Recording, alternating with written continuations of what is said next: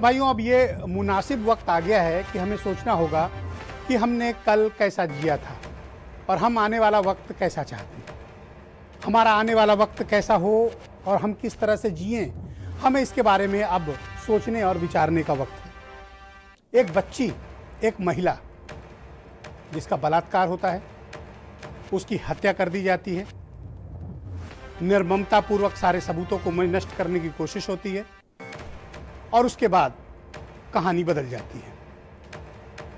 कहानी कुछ इस प्रकार से बदलती है कि अब इस गैंगरेप की घटना को जुठलाने के लिए पूरा तंत्र लग जाता है। इस मामले को कुछ और मोड़ देने की कोशिशें होती हैं और फिर एक दूसरी कहानी में एक नया मोड़ आता है। दरअसल इस तरह के हादसों से हमें मतलब समाज को सबक लेने की जरूरत है। झूठे आश्वासनों से, झूठी राजनीति से समाज नहीं चलता है। समाज न्याय पर चलता है, समाज इंसाफ पर चलता है। अगर आपको इंसाफ देना है तो इंसाफ होते हुए दिखना भी चाहिए। यही वक्त की जरूरत है। लेकिन हाथरस के मामले में रोजाना एक नया मोड़ देने की कोशिश ये बताती है कि दरअसल इंसाफ को लटकाया, अटकाया और भटकाया जा रहा है। अगर सरकार के पास या जांच एजेंसियों के पास किसी भी प्रकार के इंटरनेशनल साजिश या फिर पैसे का दुरुपयोग करके जातीय हिंसा फैलाने या षड्यंत्र रचने के मामले हैं तो सरकार को कठोरतम कार्रवाई करनी चाहिए।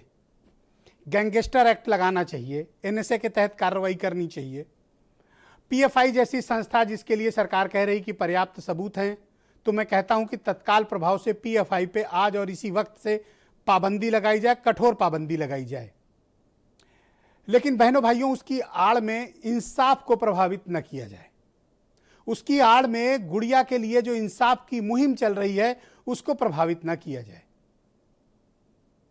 एक बच्ची का बलात्कार हुआ है, एक महिला का बलात्कार हुआ है, उसकी हत्या की गई है और ये कोई कहानी बदलने का विषय नहीं है। हमें देखना पड़ेगा कि हमने कल किस तरह से जिया था और आने वाला कल हमारे लिए कैसा होगा, हमारे आपके बच्चों के लिए कैसा वक्त चाहिए। यह दौर नाइंसाफी के खिलाफ बोलने का है, यह दौर अन्याय के खिलाफ आवाज उठाने का है। अगर आज गुड़िया के मामले पर आप चुप रहते हैं तो यकीनन आने वाले वक्त में वो आप भी हो सकते हैं। 4 दिन हो गए, अब तक सीबीआई जांच का आता पता नहीं। नोटिफिकेशन किसके पास है, कहां गया, किसी को पता नहीं। जांच करनी है सीबीआई को, जांच कौन कर रहा है, एसआईटी। पीड़ित परिवार डरा हुआ है, सहमा है, परेशान है, घबराया हुआ है। उनके घरों में सुरक्षा बढ़ा दी गई सुप्रीम कोर्ट के आदेश के बाद। लेकिन जिस प्रकार का वातावरण तैयार किया जा रहा है बहनों भाइयों, आप बेहतर से समझने की कोशिश कर रहे हैं। क्या हम किस तरह का समाज चाहते हैं, या न्याय पर आधारित समाज या नाइंसाफी पर आधारित समाज। एक बच्ची से बलात्कार हुआ, उसकी हत्या हुई, मामले का इन्वेस्टिगेशन होना चाहिए या फिर तंत्र को यानी सिस्टम खुद राजनीतिकरण पर उतर आए, क्या होना चाहिए। तो आने वाले वक्त के लिए हमें यह सोचना पड़ेगा कि हम एक सभ्य समाज के तौर पर किस तरह के समाज की परिकल्पना अपने बीच समाज के विभिन्न वर्गों में करते हैं। क्या हम जाति पात में बटा हुआ समाज हैं या फिर हमें सामाजिक समरसता वाला समाज चाहिए जहां सबके लिए कानून बराबर हो, ऊंच नीच की का कोई स्थान न हो, या फिर हम ऐसा समाज चाहते हैं जो भेदभाव से भरा हुआ हो, जो किस्से और कहानियों से भरा हुआ हो और जो सरकारी तंत्र के नैरेटिव पर आधारित हो।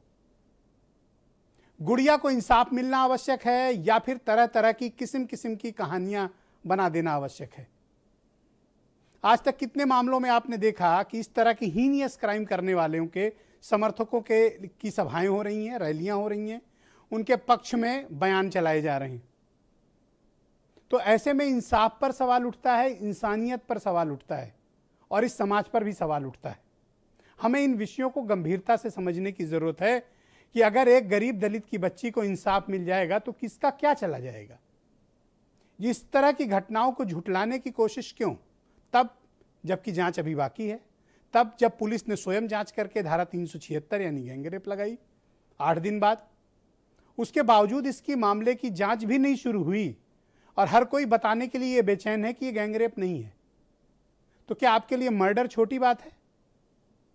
किसी का जीवन ले लेना छोटी बात है? ये कुछ गंभीर प्रश्न है और हमें इन गंभीर प्रश्नों का तलाश समाज से करना चाहिए, सरकार से भी पूछना चाहिए। हमें आपको ईमानदारी से स्वयं से भी ये बात पूछनी चाहिए। आज की डिबेट को मैं आगे बढ़ाऊंगा। डिबेट में मेरे साथ जो मेहमान हैं मैं पहले उनका परिचय करा दूं और फिर मैं एक्सक्लूसिवली चंद्रशेखर आज़ाद जी मेरे साथ मौजूद हैं, भीम आर्मी पार्टी के चीफ हैं और इस पूरे मामले पर उन्होंने एक बड़ा आंदोलन भी चला रखा है। मैं उनसे मुखातिब होऊंगा, लेकिन मैं अपने गेस्ट लोगों से परिचय करा दूं। हीरो वाजपेयी भारतीय जनता पार्टी से हैं, मनोज काका समाजवादी पार्टी से, सुरेंद्र राजपूत जी कांग्रेस से हैं, नीलम यादव आम आदमी पार्टी से हैं और शांतनु सेन जी मुझे ज्वाइन कर चुके हैं। फॉर्म